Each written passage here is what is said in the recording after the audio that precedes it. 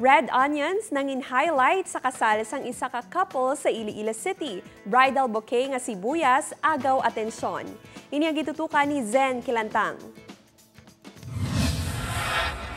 Isa sa ginahandaan sa mga bride-to-be ang bridal bouquet sa tion sang ila kasal. Si April, sa baylo nga bulak, 5 kilos nga red onions ang iya naisipan nga mangin bouquet, nga ginkalingawan sang iya mga bisita.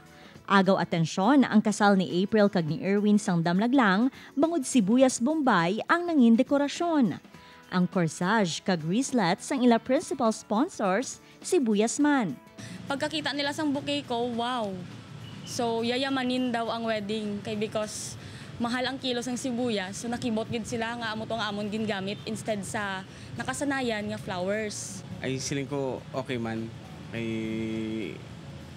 Isa pa nakita ko man sa mga social media na trending na ang nagmahal na ang sibuyas. Kaya ako na to na nag-okay na lang ko. Madamo naman ang nakabenipisyo pagkatapos sang kasal bangod sang kamahal sang sibuyas Bombay sa merkado. Bali ang sibuyas namon sa bouquet which is 5 kilos siya. Gintunga siya namon sa family niya, sa family ko. Kag ang iban na adobo na butang naman sa sisig ang iban. Tapos ang iba naman nga mga corsage and wristlet ginbalon man sang mga maninoy-maninay kag mga bridesmaid. Si April kag Erwin ang pareho nga BJMP personnel nga nadistino sa Laguna. Luyag nila nga magserbe nga inspirasyon sa mga couple agud makaplano man ang iban sang pinasahi kag memorable nga kasal.